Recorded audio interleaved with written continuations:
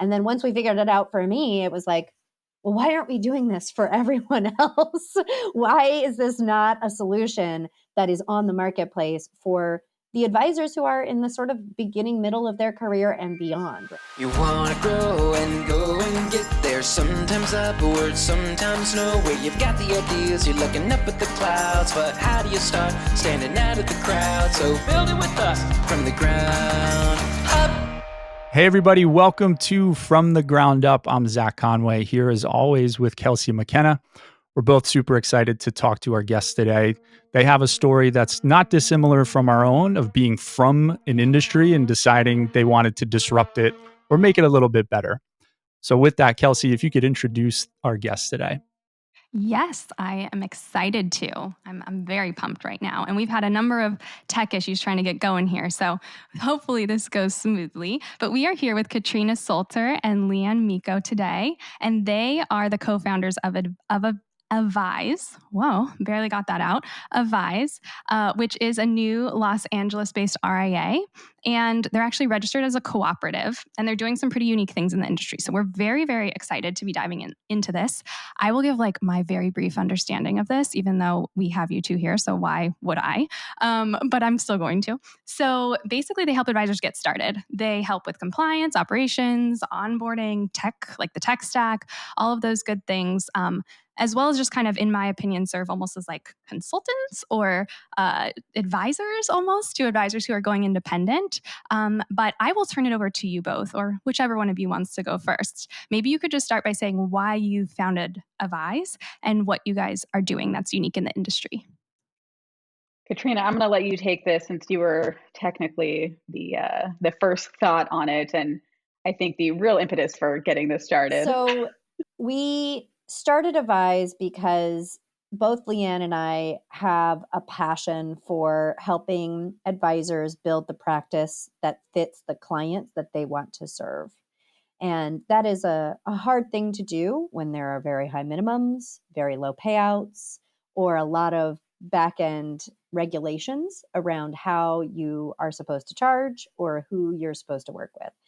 So the real hope is that by creating a space for independent advisors to build the practice that serves the clients the way they want to serve them and who they want to serve, we're actually empowering advisors to work with a wider, diverse range of clients that fill their hearts and souls and that really give them the passion to build the life they want as an advisor.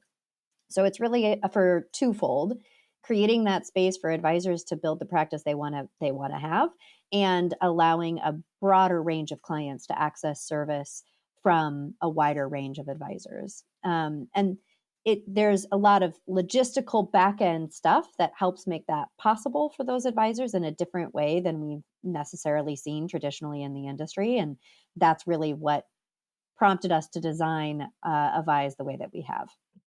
Maybe you could speak a little bit. I want to get into the different services and why they're so critical to supporting an advisor who's going independent. So we can definitely go there, but maybe speak a little bit about the whole cooperative, like the co-op or collective, however you would frame it.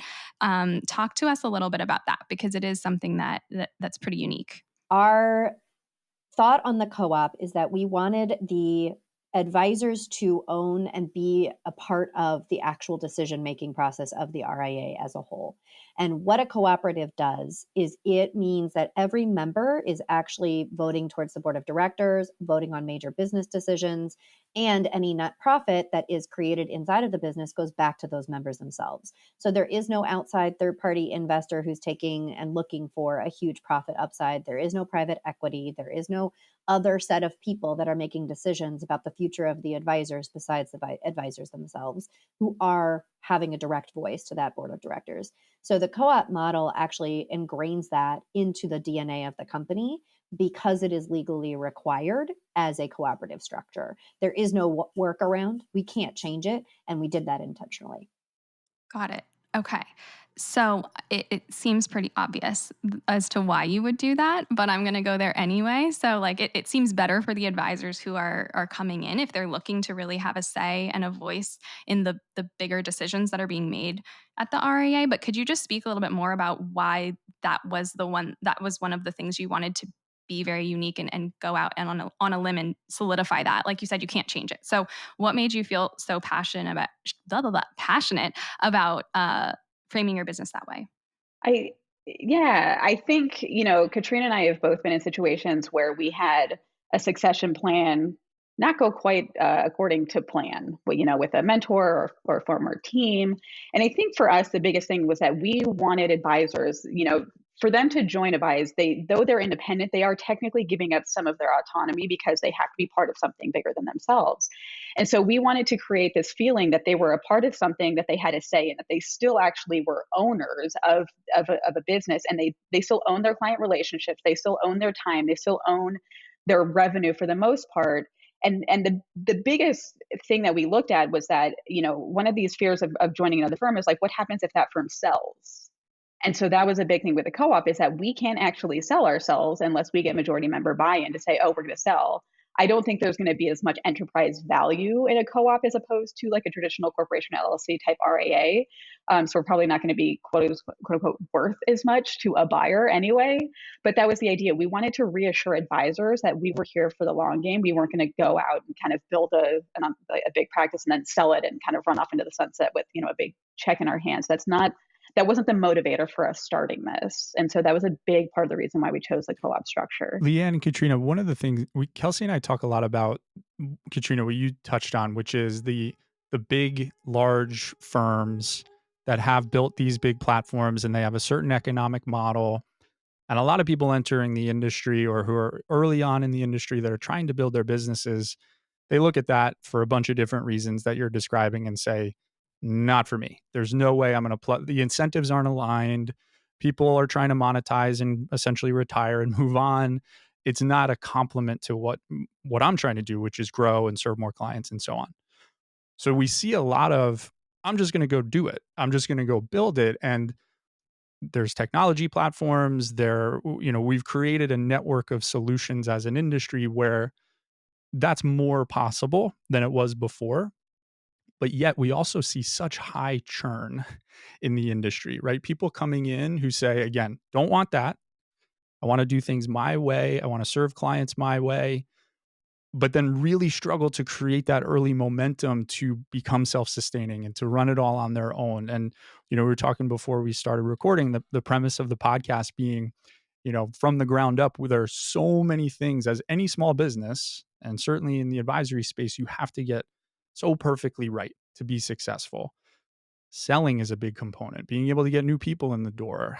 But what is your message? What is your service offering? Who are you serving? And so on. A little bit of a loaded question, but how do you have the conversation with maybe someone like that where, hey, we're building this thing because we get why you don't want that, but here's why maybe trying to do this all yourself for the next 5 to 10 years is not the best path forward. So how do you sort of navigate a conversation like that, if that makes sense? I mean, I think that's where what we're doing is that sweet spot, right? It's the offloading the stuff you really don't want to be doing because you want to be building your client book. You want to be finding out how to market better and create the service model that works and refine your financial planning process. You don't want to spend your time on compliance and registration and billing and making sure all the vendors are in place for all of that and identifying the correct tech stack to have. We've done all of that for you, and we're managing all of that behind the scenes for those advisors so they can go back to doing what they love to do and the reason they got into this business. And there's some really interesting research that shows the advisors who offload that segment of stuff actually are more successful over a 5 to 10 year time frame. And it makes sense. You have more time to go do the things that increase those client relationships, create better and deeper value, and feed your soul in the reason why you got into this business. The hard part is that when your only choices to offload that back end stuff are either mixing and matching 12,000 different vendors yourself or plug and play into some big corporate structure, it's very challenging to have the brand identity that also engages the target niche market that you want to go after. And so how do you do that? Well, that's why we're here, right? So to me, there's actually like a really easy answer, and it's that you're going to be more successful over the long run That said, it's a hard thing to decide to go independent in this space, and it often takes a few years of experience. And so I actually think most advisors want to get 3 to 5 years of practice beneath the structure on their foundation before they're probably going to break away or go independent or leave their existing team, or do whatever it is, build that practice. And that's really where we are the sweet spot. If you're trying to make sure that you're paying the absolute lowest to start your firm, we're probably not the exact right answer because of the totality of what we're providing. And so I would say that the sweet spot is an advisor who's had a few years of experience and has sort of done that beginning step. Because when you're in the first 3 years, all you have is time. You have no money and so much time. And once you hit that 3 to 5 year time frame, you sort of turn over and you're like, okay, now time is the resource that's precious. I have more money. How do I offload to get more time? And that's where we step in. Maybe, so you're kind of speaking to the opposite side, but maybe you could talk, because I do speak to quite a few advisors who prioritization is a huge struggle because of that time issue. Like, where do I put my resources? I want to grow. Should I spend way more time with my current clients and build more value there? Should I be prospecting? Should I be doing marketing? And I do see that kind of that tension of I don't have enough time. And when I do have a second, what do I do? So the opposite side of what you were just talking about, where should advisors in that sweet spot of the 3 to 5 years going independent, what are those most critical things that they should be focusing on versus outsourcing, in your opinion? Where should they really be taking ownership, I guess, and spending the most time to kind of get to that next level as they go independent? I think, when I look back at my own trajectory and a lot of advisors that I know, it's when you go independent, you wear both hats. You wear the advisor hat and you wear the business owner hat. And they can kind of go up incrementally in the same space, but at a certain point, one of them takes over the other. Either you become the advisor and you offload all of the business stuff, or you become a business owner and offload the advisory stuff. And so I think for us, what we're looking for is the person who wants to excel at the advisory role. They want to offload all of the business. And so the prioritization is saying, I want to work with clients. If you ask most advisors why they got into this business, is the typical answer is, I want to help people, of course. For some people it's deeper. Some people it's just, this is something I'm naturally good at. I want to help people, realize their dreams and do all the things that they always, maybe thought weren't possible. And so for them, it really is, what can you do to allow you to have the space to do those things, right? And that's, like you said, it's prioritizing, it's offloading everything that is not related to being an advisor. And so if your true desire is to work with your clients, you're pretty much offloading as much as you can to focus on working with clients. And that way you're building relationships with existing clients. You are, building your client base, right? You're bringing on more clients and you're doing the work that is actually true to your heart of what you want to be doing. And so I think, delegate as much as you can. It's like the opportunity cost. Like we even say to our clients, what's more important to you, like doing this or spending your time doing your taxes or paying a tax preparer? That's really a personal question, but it's like, what is the opportunity cost of your time? What is it worth? And if you're sitting here saying being an advisor, working directly with clients one-on-one is the priority, well, everything else falls to the wayside. And there is definitely resources or outsourcing abilities for all of it. And I think what we have done is we've tried to tie a nice bow around as much of it as possible to say, here's not a one size fits all solution, but here's kind of something that you can plug into that covers 90% of what you need, instead of having, like Katrina was mentioning, having to do here, here, here, and here, and having these different relationships to cover I it was all. just going to chime in. I think the other question is around, how are advisors defining success within their practice? To ask within the advisor space, what do you want to spend your time on? The real question you need to ask is, how do I want to define success for my practice? Is it getting the most amount of clients? Is it growing my revenue as much as possible? Is it finding a life work balance that fits with my lifestyle and my client service? Is it really diving deep into a niche market that's going to, really fill my soul because these are the clients I came into this industry dreaming to serve? What is the real definition of success? We've so often one size fits all that definition of success of sort of the $1 million producer, right? That's like the traditional metric.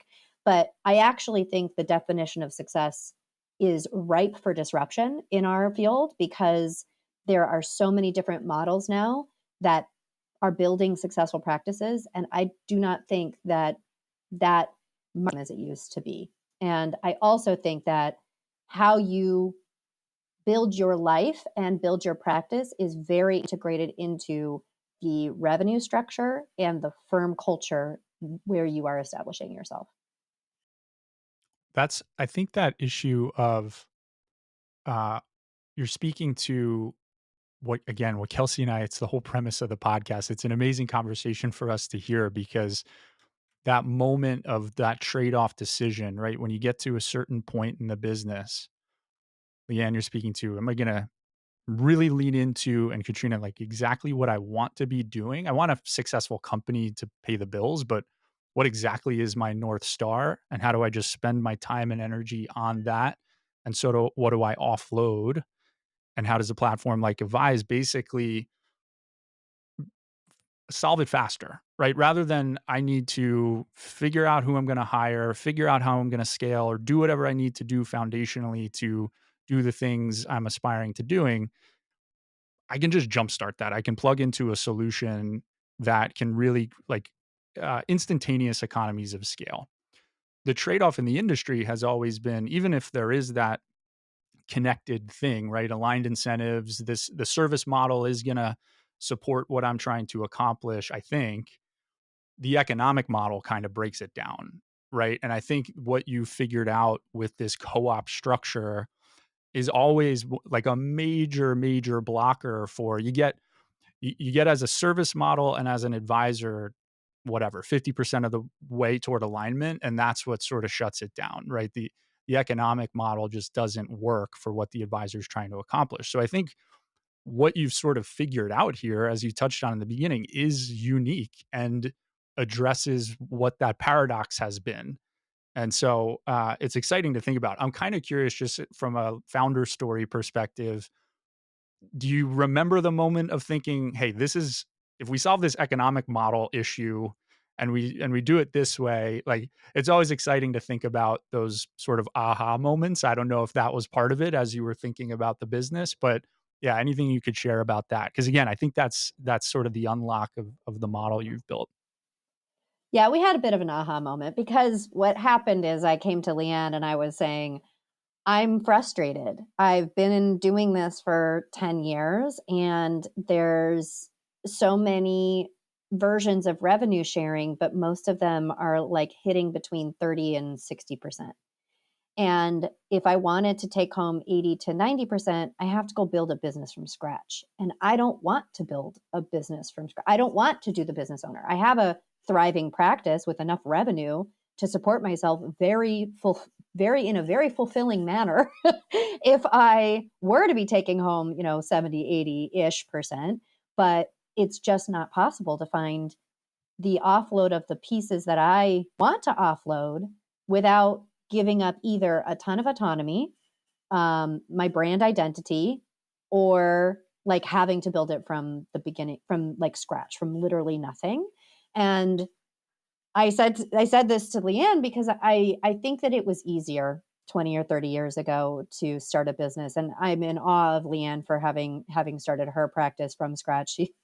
She astounds me every time I think about it because I've always been that person who's just a little too risk averse to go do that entirely from the beginning. And I think there's a lot of advisors like me.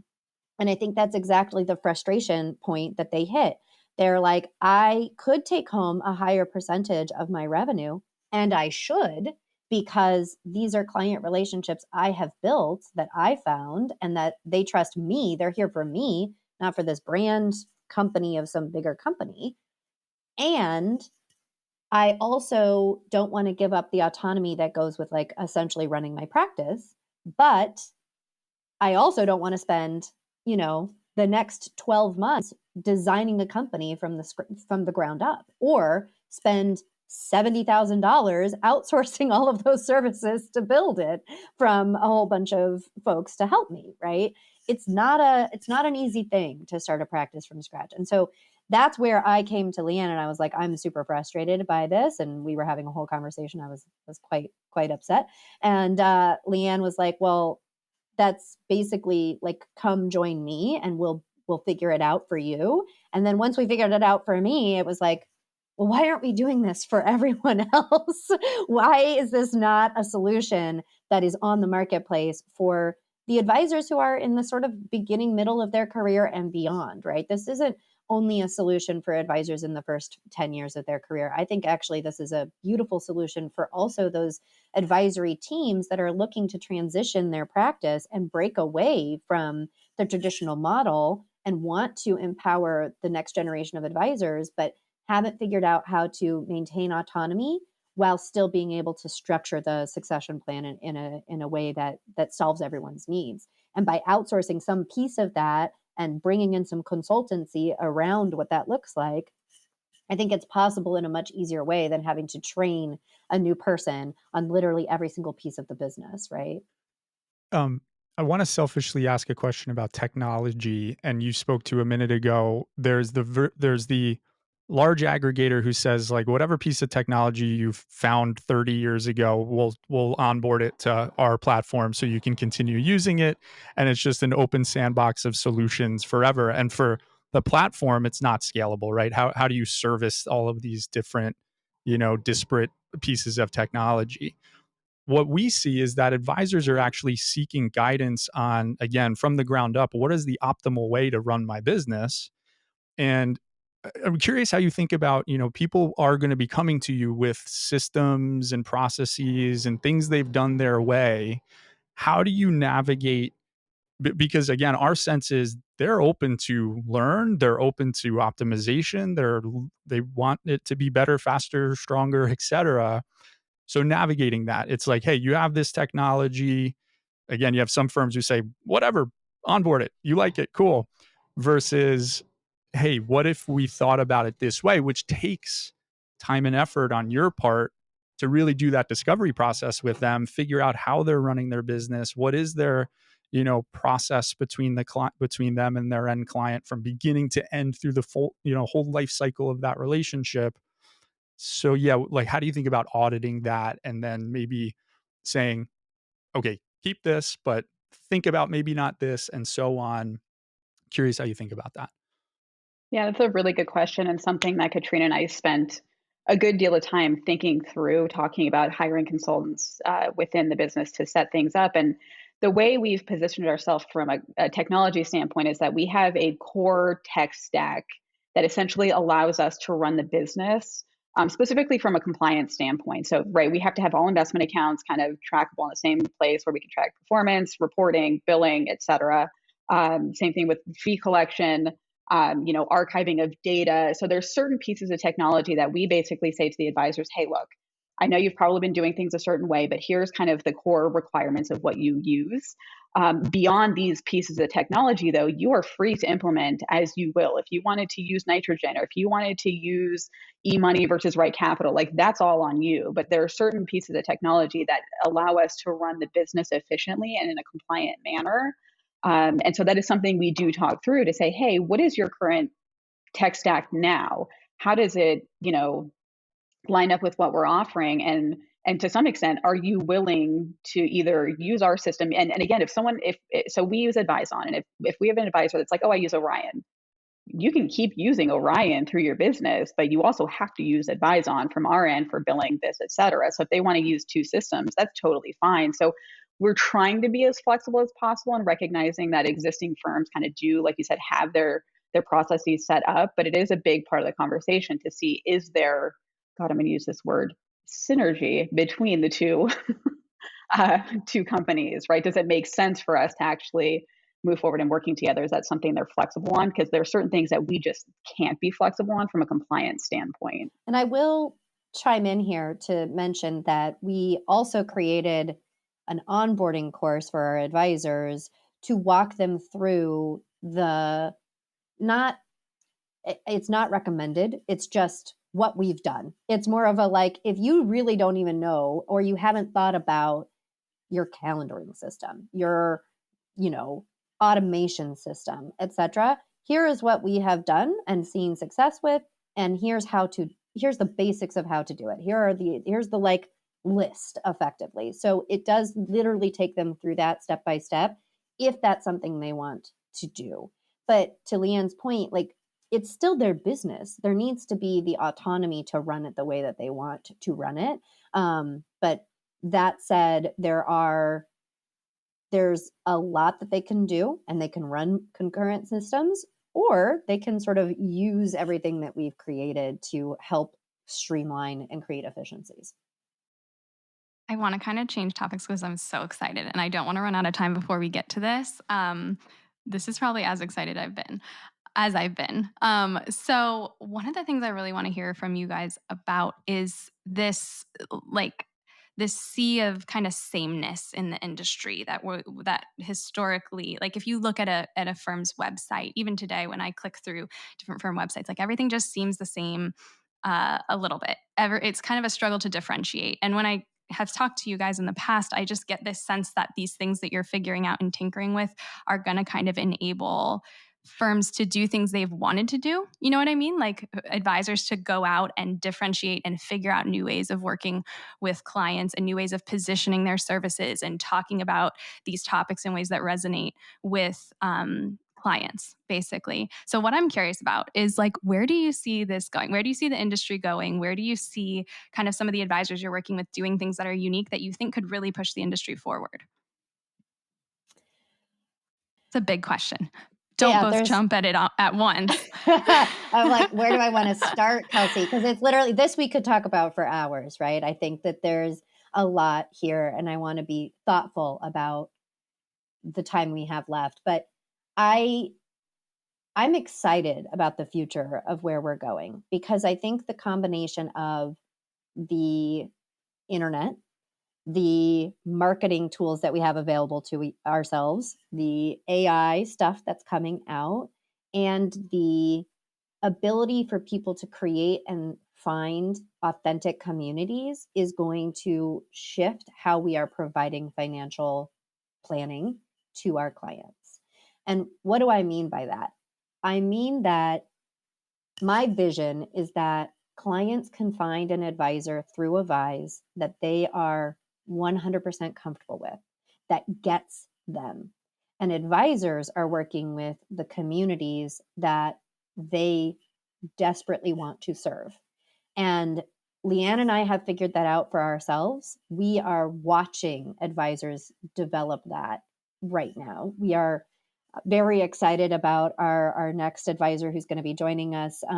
This advisory team that I mentioned, they've got a specialty within the tech space. They're really tech veterans, and they're helping tech people in that space. We have talked to advisors who are wanting to build brands around first generation Latino and Latinx immigrants and their families, and trying to figure out how to serve folks who are in the growth mode of their career in a different way at a different price point, to give them the financial foundations that don't, usually get given to you until you have $1 million in assets. What does that look like? What does that service model look like? What does it look like for women in STEM or Black women in STEM to find an advisor that's specific to them? We know that person, right? And how do you, as a person who's searching for that, find your person, right? You've got to be able to connect those dots.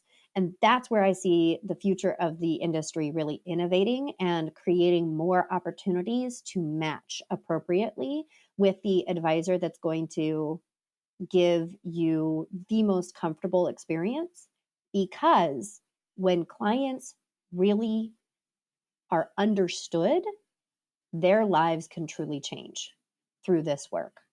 And that's where the empowerment back to the client is, like, what gives me the shivers, right? Like, what gets me going. Then I'm like talking about this, I'm getting goosebumps. Like, this is where I see the change happening. But those advisors can't build those businesses if they're only taking home 30% of their revenue.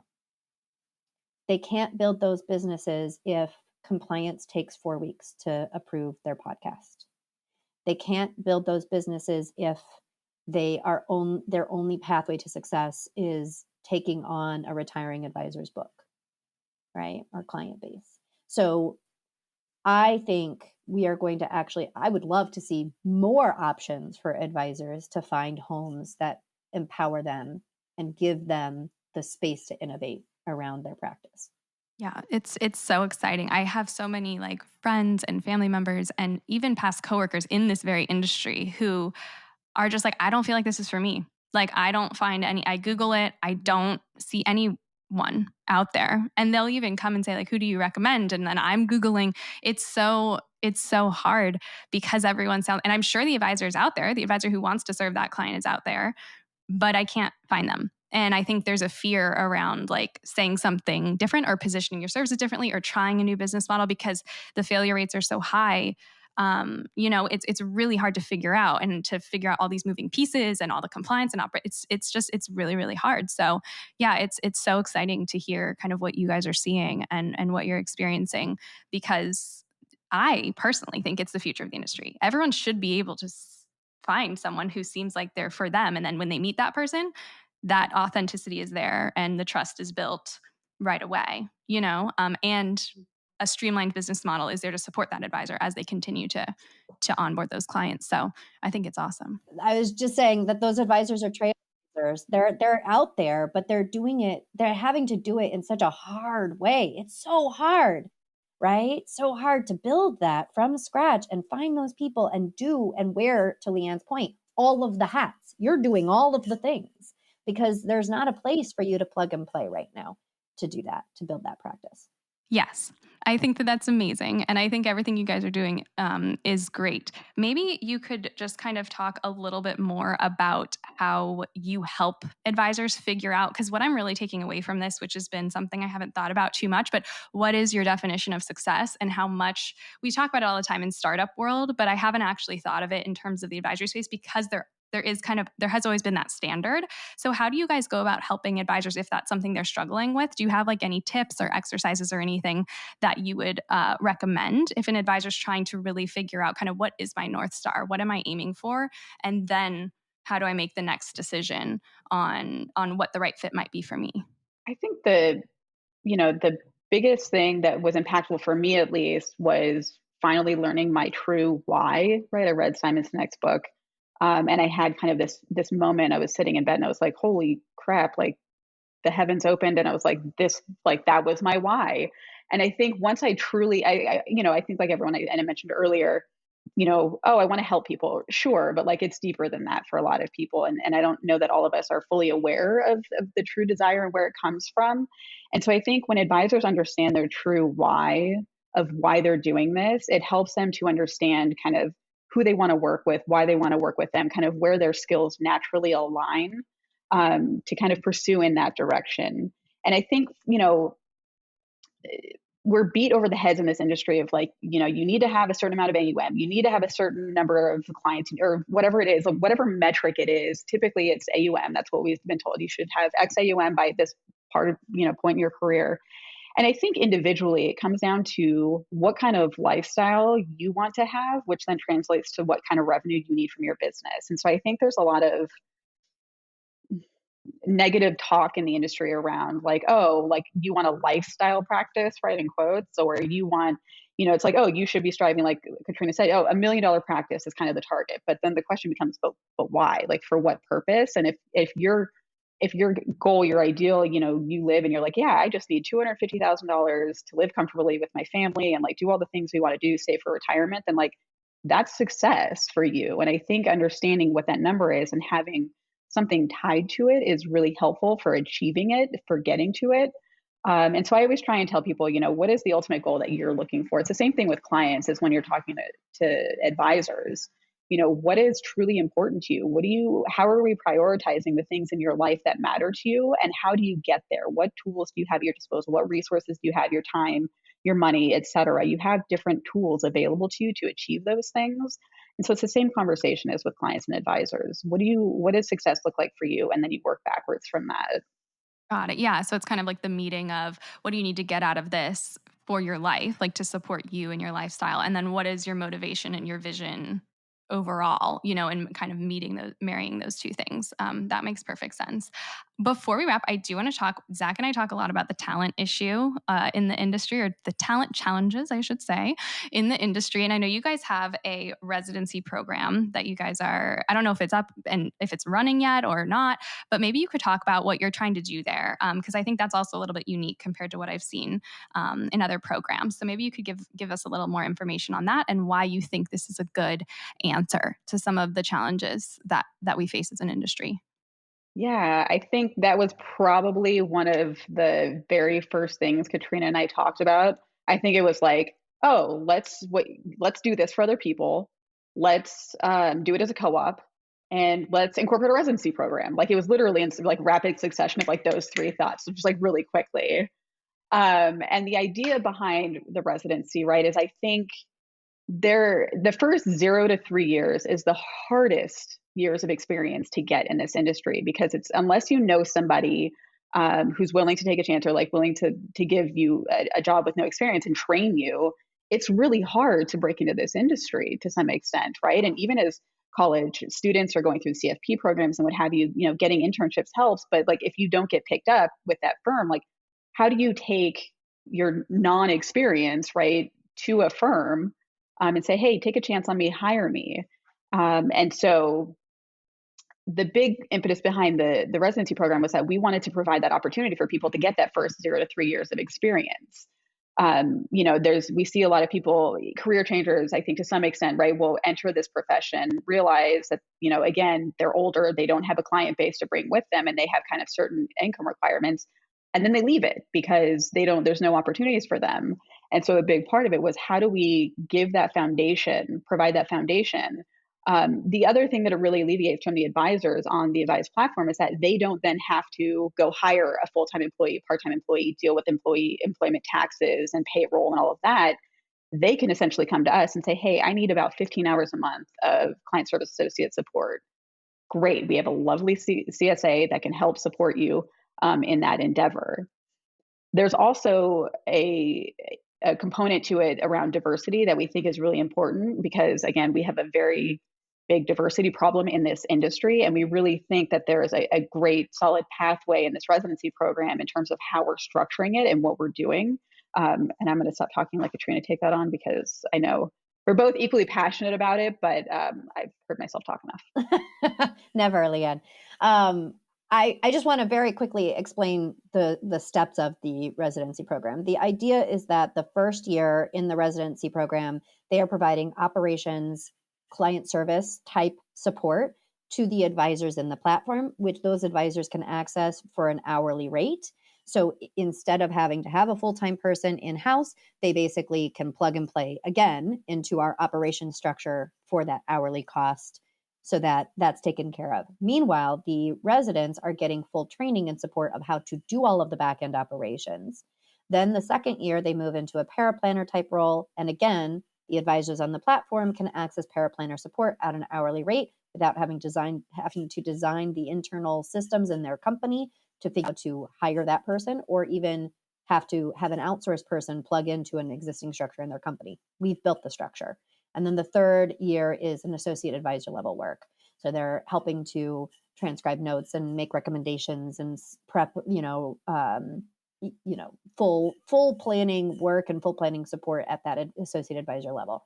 So the residents are really going through a 3-year process, and each year as they go on, they actually train the year behind them. So there's creating a sense of community throughout the structure. We are paying them full wages for their work, which is extremely important when we're talking about diversity, career changers, all of these different types of folks that we want to get into this industry. So often the training programs either underpay, or they pay for a little while and then they underpay to the advisor. And that's just not accessible for somebody who is not coming from a background where there's a safety net. And so it is very challenging for folks who come from diverse backgrounds, not only to find the clients they want to work with, but then, to Leann's point, to get the first 3 years. So our hope is that they're getting the experience, they're training, they're creating a community amongst themselves, and they're also getting paid and supported during that time as they're getting that experience, so they can live their life and not have to, penny pinch. And I think that for us is creating the structure. On the diversity piece, to Leann's point, we all know the numbers. The statistics are truly, truly problematic in our profession. And so we are creating a pathway to that future success that also gives them an opportunity to design their practice model during that process. Because if you are coming in from this background and want to work with a diverse group of clients, how does that work? What does that look like? That residency program gives you the opportunity and the time to start to build out what that's going to work and look like for you. And that it's really creating a place ideally where there's support, there's community, there's authenticity, and there's the mentorship to build a unique practice.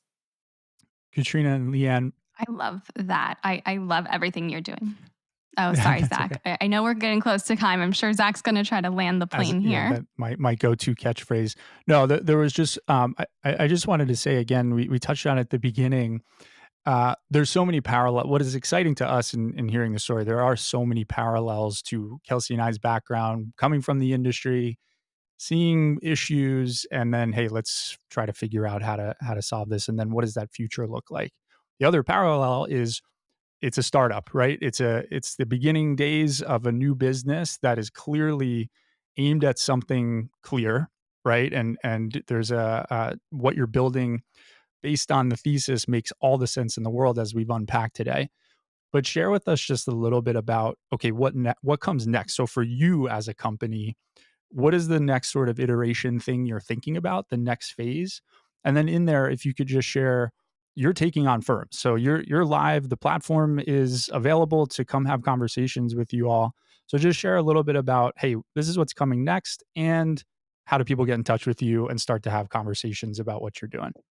Yeah, I think, we are, like you said, we are live. We brought on our first advisor in Q1, and we are in the process of getting the ball rolling with our second advisory team this quarter. The best way to get in touch with us is our website, avisefinancial.com. On there, you can fill out a form that basically lets us know if it's a good fit to have a fit call, have a phone conversation to determine if it makes sense to keep going. It's kind of like with clients, you want to see if it's a good fit, if there's alignment there, what have you. But I think what's next is that we continue to learn from onboarding our first advisor and going into the second advisor, kind of what worked, what didn't work, what can we tweak, what can we adjust. Katrina used the phrase early on, you get one bite at the first impression apple. And so our intention is to make sure that we have systems and processes in place, a brand identity, an existence that really creates a good first impression, because the last thing we want to do is turn people off to say, oh, we dropped the ball on this thing, and now we don't look so great. And so that's why we put so much time and effort up front in creating systems and processes and bringing in consultants to create a streamlined process for onboarding advisors, for ongoing support with advisors. And so really we're looking to continue to build. I would say probably this first year, we're looking to bring on an advisory team per quarter just to give us the space to really learn, figure things out, to make sure that we are spending enough time with our new teams that they're getting the attention they deserve to create a smooth process for them and get them up and running. And then, as demand rises for the residency program, we're currently in the process of building that out, figuring out what that's going to look like. We'll launch that hopefully in 2025, and get that going. And so from there, we'll have the residency program up. We'll ideally keep bringing on more advisors and building this thing out. Everyone keeps saying, well, asking, how big do you want this thing to go? And I'm like, however big the universe will let us take it. It's amazing. And Kelsey and I talk about all the time, just being and iterating, constantly iterating. Your customer loves that, right? The fact that that's your answer, right? We're going to do the first, we're going to do the second, but we're just optimizing. We're figuring out what worked, what didn't work, and what do we do to move it forward. Those people who are the first adopters are thrilled, and the next person in the door is just as excited because that's the mindset. It's not the stagnancy of, again, here's the model, here's the payout, here's our tech stack. This will be what it looks like for the next, whatever 30 years you're plugged into it. I think that's what's most exciting. It's what we try to kind of bring to life in our own business at Seeds. But with that, Leighann, Katrina, thank you both so much for joining us and telling us a bit more about the story. Leighann, you said it's avisefinancial.com. So definitely go check out what you all are building. And if you haven't checked out what we're doing at Seeds, do that as well. We're at www.seedsinvestor.com. We appreciate it, and we will see you next time.